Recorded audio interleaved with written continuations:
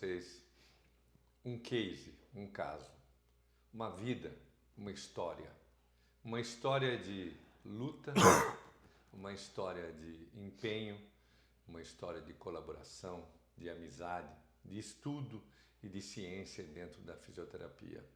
Qual é o objetivo?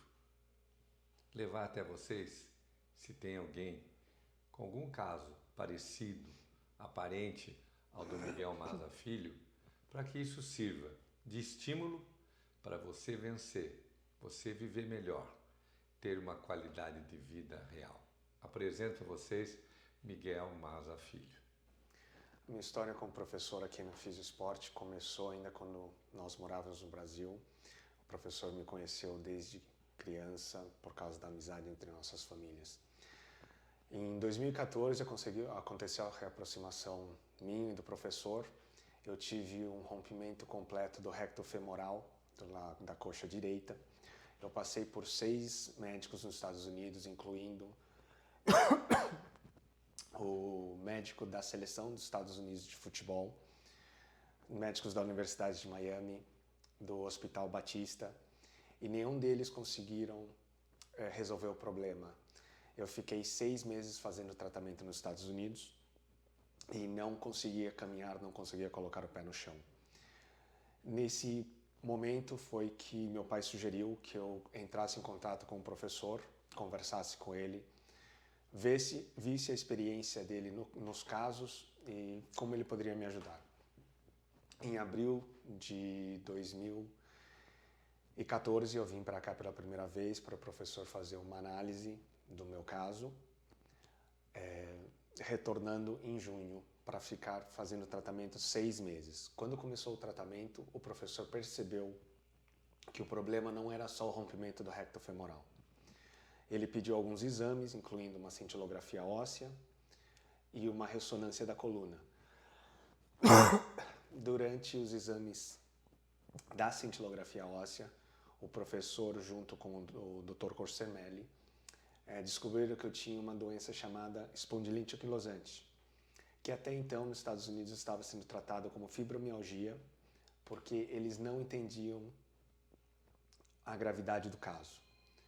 Durante uma da ressonância da coluna, o professor também descobriu um neurinoma de schwannoma, que é um tumor que ele fica localizado na L2, L3, em cima da medula. Durante o tratamento, eu cheguei aqui dos Estados Unidos, aqui no Brasil, pesando 115 quilos. Eu não conseguia caminhar, estava com um brace de metal que vinha da minha coxa até o meu calcanhar e andando de muletas. Nesses 6 meses tratando direto com o professor, eu consegui baixar e chegar nos 85 quilos e eu saí da clínica correndo. O pessoal nos Estados Unidos, quando viram, eles não acreditavam a minha evolução, que foi tão rápida e que eu estava conseguindo fazer coisas que eu não conseguia fazer antes. Durante o longo dos anos, eu sempre voltei para tratar com o professor Nivaldo, entre 3 a 4 meses, ficando um período de 2 semanas para controlar a espondilite anquilosante e também para fazer o follow-up do tumor, para ter certeza que não estava crescendo a ponto que precisaria cirurgia. Em abril de 2020, eu comecei com uma tosse que nos Estados Unidos, mais uma vez, eles não estavam conseguindo descobrir o que era. Primeiro eles acharam, por ser o começo do Covid, que era Covid. Depois eles acharam que era coqueluche. E nesse período de abril de 2020 a outubro de 2020, eu passei por 16 médicos, incluindo os médicos no Hospital John Hopkins, em Maryland, Universidade de Miami, Reston Hospital, na Virgínia, e ninguém conseguia descobrir qual era o problema. Mas uma vez, quando começou um pouco a flexibilizar a pandemia nos Estados Unidos, eu vim para cá para fazer um tratamento específico para a tosse com o professor Nivaldo. E eu gostaria que o professor Nivaldo explicasse um pouco mais porque o tratamento pulmonar que ele faz aqui na clínica é diferenciado dos outros tratamentos. O caso do Miguel é um caso complexo que tem nos ensinado, tem ensinado inclusive grandes catedráticos, pessoas que têm nos ajudado. Então nós conseguimos reunir pessoas amigas, bons profissionais, que foram somando conhecimentos, tentativas, estudos e acertos, que realmente foi um caso difícil que hoje está mais estabilizado. Ele, com o diagnóstico do Dr. Cossermelli, de condilite anquilosante, depois outros diagnósticos que foram associados, neurinoma, depois ele teve crise de asma, aí teve tremores de tipo incontroláveis, que ainda persiste, então foi complicando o caso dele. Qual foi a nossa conduta na fisioterapia? Porque isso não é um caso simples de fisioterapia, é um caso que talvez não tenha 2, não tenha 3 ou 4. A gente tenta encontrar alguns casos para orientação do tipo dele e não temos tido sucesso.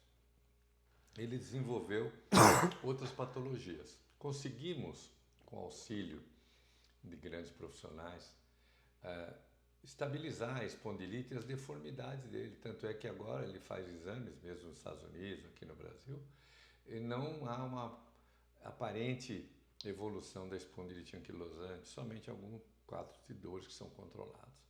Porém, teve muita perda respiratória, junto com um quadro fechado de asma. E essa asma pode ser autoimune, por causa do problema reumático que ele tem, ou de outros agentes externos e mesmo internos, até de herança. O que nós fazemos? Nós desenvolvemos uma fisioterapia total. Ele está tossindo assim, mas está bem melhor que quando ele chegou desta vez, ele nem conseguia falar. Então, a evolução tem sido positiva, mas foi muito difícil dessa vez. Então, são vários episódios que ele tem vindo e sempre com uma clínica diferente. Mas ele tem evoluído, que é isso que nós queremos mostrar para você. A fisioterapia não é um protocolo, a fisioterapia é um pensamento, é uma convivência e é uma troca de conhecimentos para poder evoluir dentro dessa profissão, dentro do problema do paciente. Não é simplesmente, olha, vamos seguir esse protocolo receita de bolo. Nenhuma receita funcionava, mesmo tendo protocolos de todo lugar do mundo, com os melhores médicos do mundo, como ele já citou, Hopkins, Universidade de Miami e outros centros. E nós pesquisando a facilidade que o Miguel, ele é brasileiro-americano e nós pesquisamos em inglês e ele tem toda a facilidade. E isso ajuda muito, pesquisar com humildade, porque executar o trabalho de fisioterapia, ele se perde. Então hoje, ele já está com terceira semana dessa vez que você veio. Quinta semana. Ele fez a cirurgia do neurinoma, uma cirurgia do tumor medular, com sucesso, né? Uma fisioterapia que nós levamos, a fisioterapia do neurinoma, a fisioterapia reumática, a fisioterapia cardiovascular, a fisioterapia postural, a fisioterapia da asma e a fisioterapia para o tremor. Vejam bem, é complexo. E tem dado certo, mesmo que a gente tenha grandes dificuldades em momentos realmente que somente pela fé que a gente não se desespera.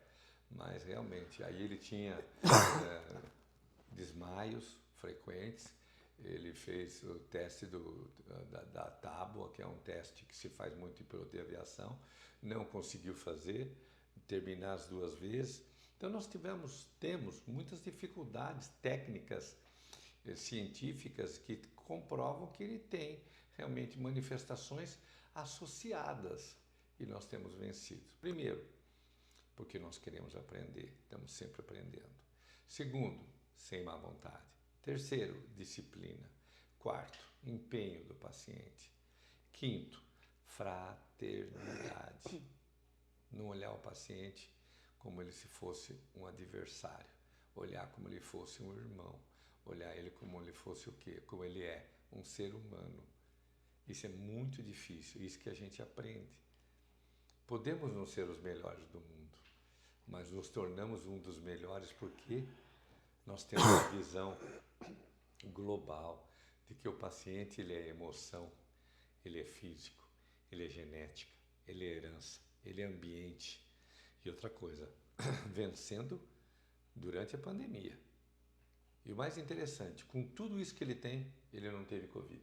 Não tive Covid. Então nós tivemos que trabalhar todas as patologias dele com as vacinas e por não ter pego Covid. Entenderam isso? É uma coisa sui generis. E nós temos tido a ajuda do Dr. Pedro Paulo Porto, do Einstein, que é tio dele, do Dr. Donizete, Dr. Pareja, todos os médicos, fisioterapeutas que nos ajudam, professores de educação física, todo mundo. É um grupo que se une em prol de um paciente. Isso é o mais difícil.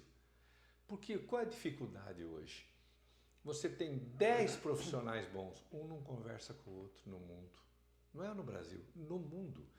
No mundo. Ele estava conversando comigo há pouco tempo, né, ontem, e contando que a Universidade de Miami já tem um online. Acaba a consulta, seja de quem for, do médico que for, ele coloca em online e disponibiliza para as pessoas e para a família e para nós acompanharmos. Isso é fundamental. É o que carece no Brasil. A dificuldade de entrosamento com os médicos. Então nós temos feito técnicas que não estão no livro. Nós estamos inventando técnica com todo mundo, com todos juntos, com o Miguel, com o aval dele, com o consentimento dele, e nós estamos realmente, hoje é uma semana de alegria, porque é o primeiro dia realmente que ele parou de tossir bastante, está andando sem o tremor, porque ele tem um tremor que não para. Só para quando dorme. E é um tremor que já foi estudado, teve diagnóstico de tremor essencial, de Parkinson, não fechou. Então, uma coisa, e só trabalhando com gente competente. Essa é a ideia de trazer para vocês esperança, não desistir. Porque o que o ser humano vive? Medo e vontade de desistir. Que parece tudo está contra. A economia está contra. A doença está contra. O crescimento está contra. O envelhecimento é contra. A alimentação é contra. Aí você começa a ficar neurótico, neurotizado. Então, tantas pessoas nos ajudam, tantas pessoas carinhosamente. Isso tem feito com que o caso do Miguel melhore. E que ele possa, e que ele tenha uma vida que possa retornar ao trabalho, porque quando ele tem as crises ele não consegue trabalhar, porque hoje a perna dele está mais calma, mas tem momentos que a perna chega num nível de repetição que se não acomodar, ele fratura o pé. Fora que ele tomou, nesses anos todos, umas doses de medicamentos, de todos os tipos que vocês imaginarem, nos Estados Unidos e no Brasil, que ninguém aguentaria. Então, qual é o objetivo? A experiência do Miguel, a nossa experiência. Não é uma soberba. Não inventamos a roda, mas nós estamos melhorando a roda e fazendo com que isso não seja uma reserva de capital, que isso seja o quê? Uma informação científica, cultural, ambiental, humana, para que isso melhore a vida das pessoas.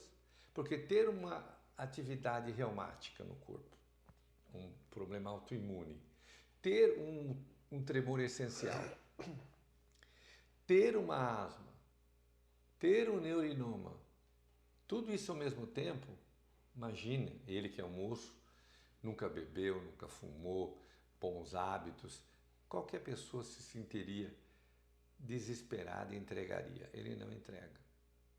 Então, ele pode contar melhor do que eu, porque fica até mal ficar contando, mas as técnicas usadas são discutidas, são acompanhadas, são compartilhadas. Não há nada escondido, sabe aquelas coisas, eu vou inventar, eu vou fazer uma coisa, uma bola de cristal que faz... Não é nada disso, é ciência, perseverança, bom senso e nada de modismo. Porque o problema na saúde hoje é modismo. Modismo que você paga muito caro.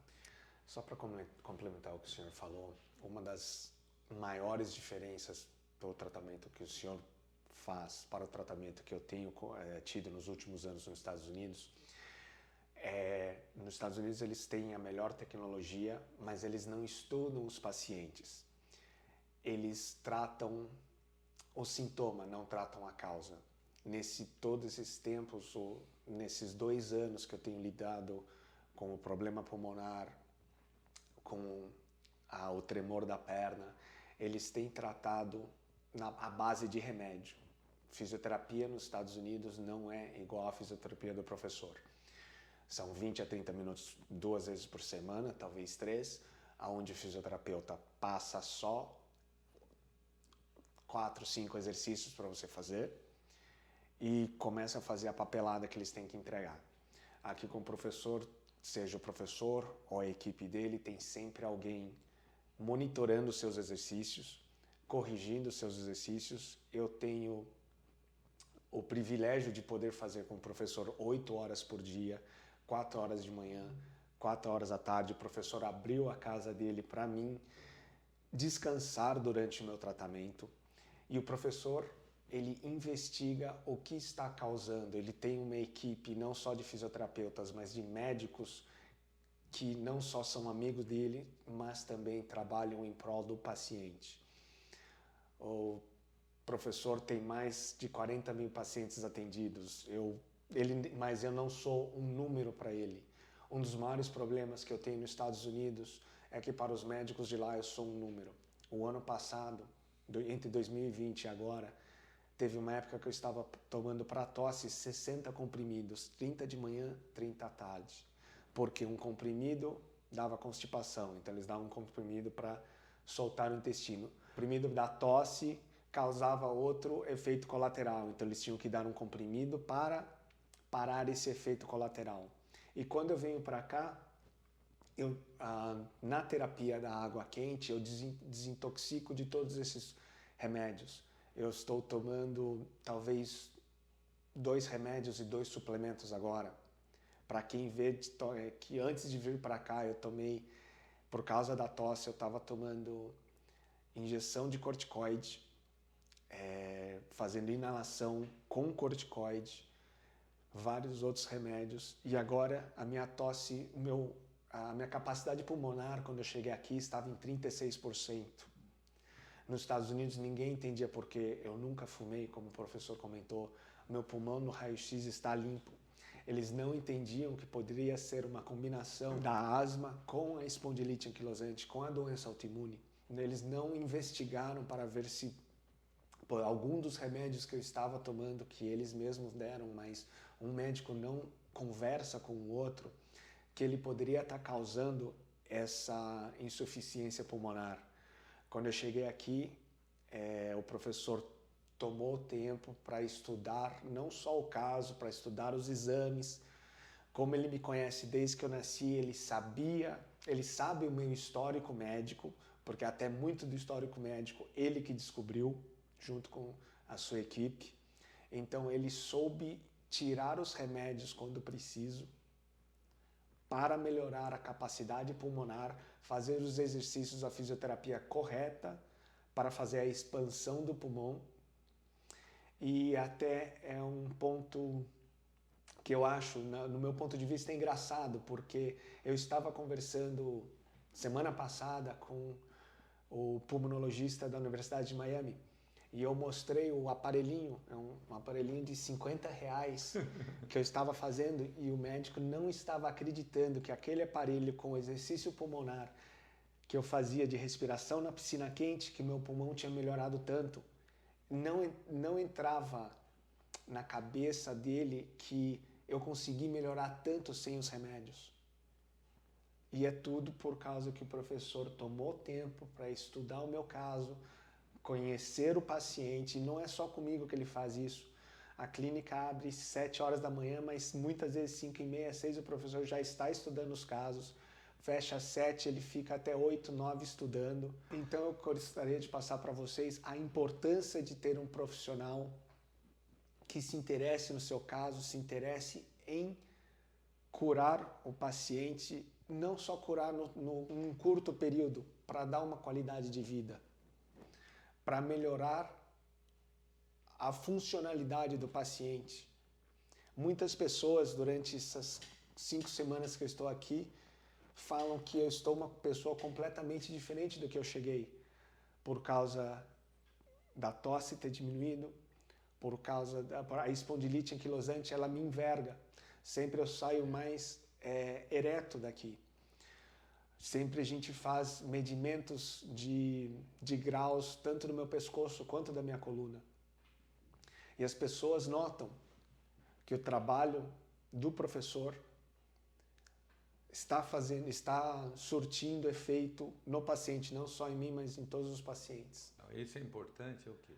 A somatória de entendimento. Hoje ele está conseguindo falar. Quando ele chegou, ele não conseguia falar de tanta crise de tosse. Isso por meses ele estava assim.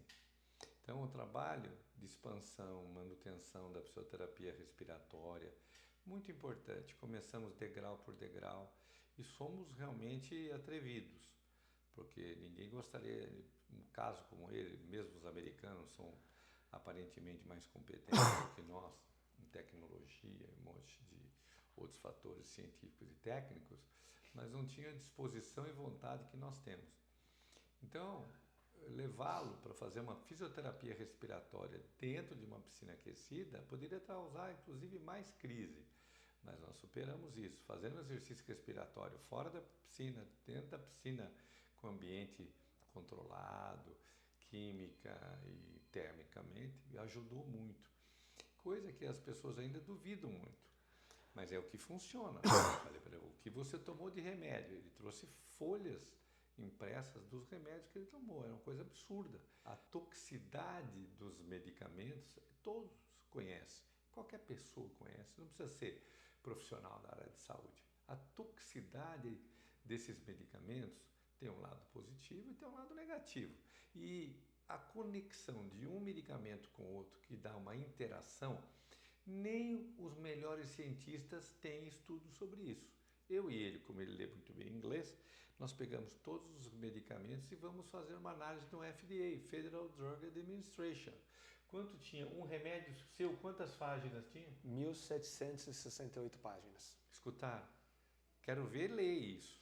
1.700 páginas, um medicamento foi passado para ele. Ele tomou centenas.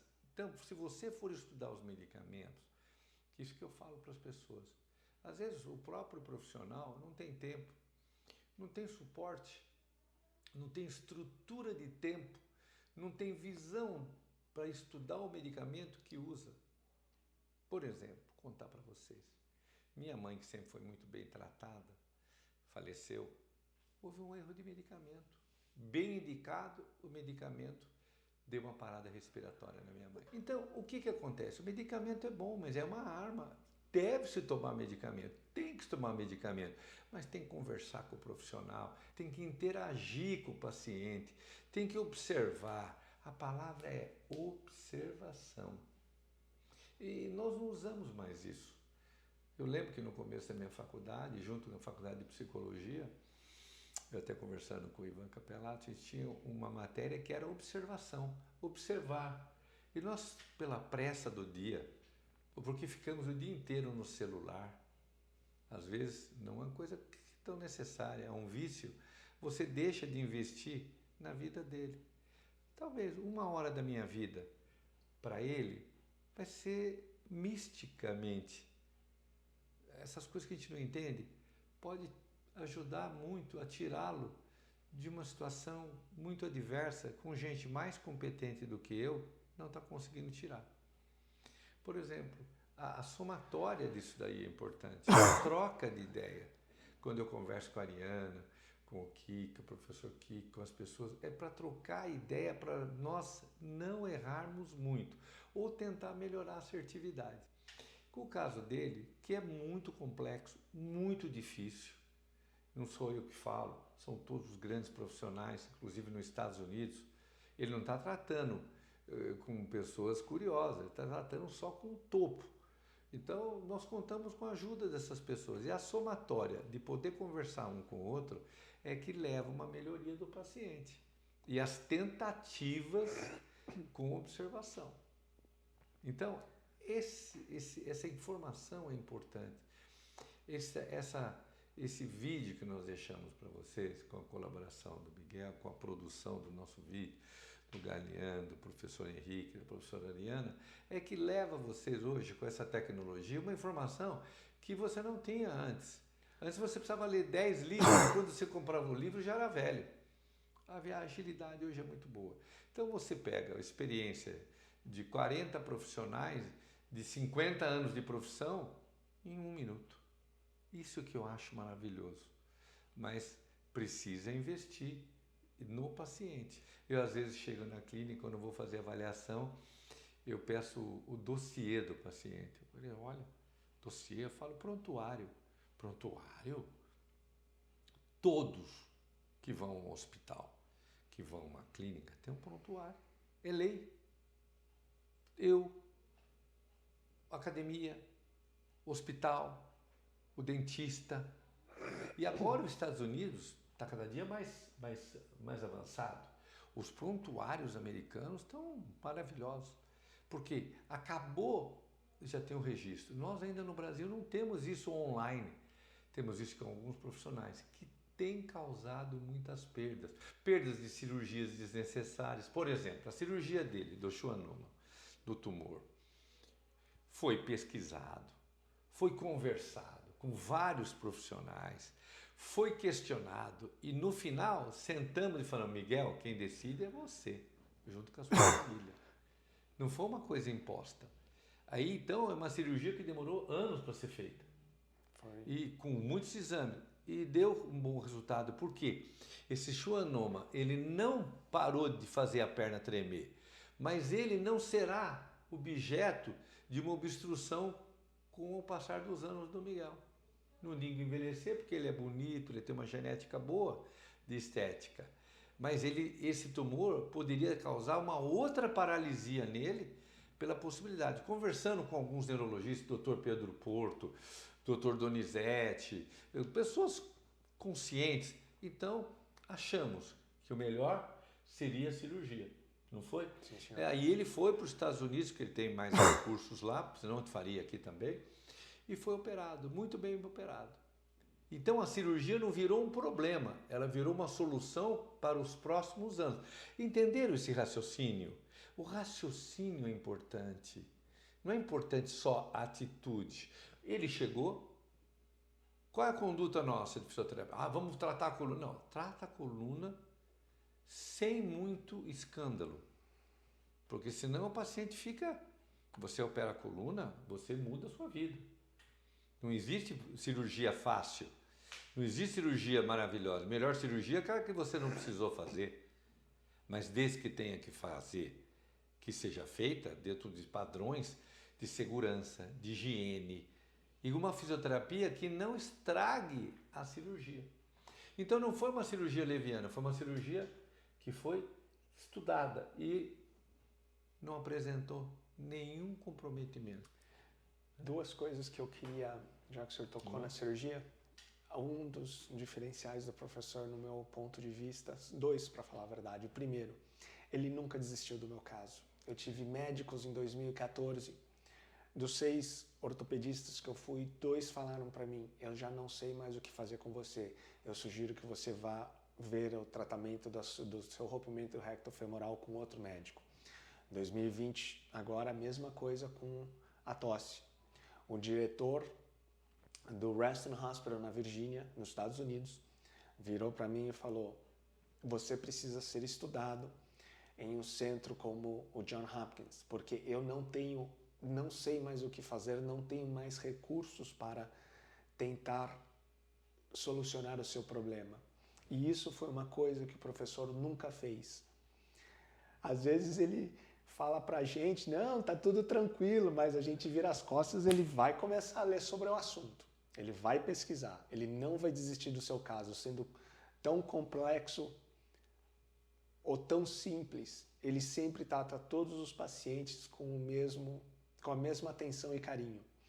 Antes da minha cirurgia, que o professor comentou, eu fui a 4 neurocirurgiões nos Estados Unidos e sempre passando o relatório do próprio professor sobre o que os médicos falavam. No último, no médico que eu decidi da Universidade de Miami, neurocirurgião, diretor da Universidade de Miami, quando eu decidi fazer a cirurgia com ele, na última consulta antes da cirurgia, o professor se disponibilizou para conversar com o médico, entender como seria feita a cirurgia, explicar como ele gostaria de fazer a fisioterapia e os dois entrarem em comum acordo de o que seria melhor para a minha recuperação. Isso é, o fisioterapeuta e o médico conversando, interagindo para o melhor do paciente. Muitas vezes, eu posso falar de experiência própria, o médico faz e não consulta como vai ser feito o tratamento depois que ele faça a parte dele. Essa interação entre os dois profissionais é muito importante para o bem-estar do paciente. Eu sou a prova viva disso. A cirurgia poderia ter tido complicações porque era um tumor medular. Se o senhor puder mostrar para os pacientes, para as pessoas entenderem. Não dá nem para ver, aqui nessa região, dentro da medula. E ele tinha garras apertando a medula. Então na cirurgia ela teve que ser feita, essas garras teve que ser retirada. Durante a cirurgia teve um vazamento do líquor da medula. Eu fiquei uma semana no hospital. Todos os dias o professor me escrevia ou me ligava, me falava, olha, se você ficar deitado, em vez de ficar mais em pé, vai melhorar a sua enxaqueca, porque eu fiquei 4 dias que eu não conseguia comer por causa da dor. O professor interagiu comigo, assim como ele interage com tantos outros pacientes. Tem um motivo que pessoas 20, 30 anos depois, eles procuram o professor por causa da atenção que ele dá para os pacientes e o conhecimento que ele tem por ter atendido mais de 40 mil pacientes. Então eu sou eternamente grato. Eu vou até pedir desculpa que eu vou cruzar a câmera. É uma alegria, uma alegria. Isso que é gostoso, ó, isso que é bom. Ele poder levar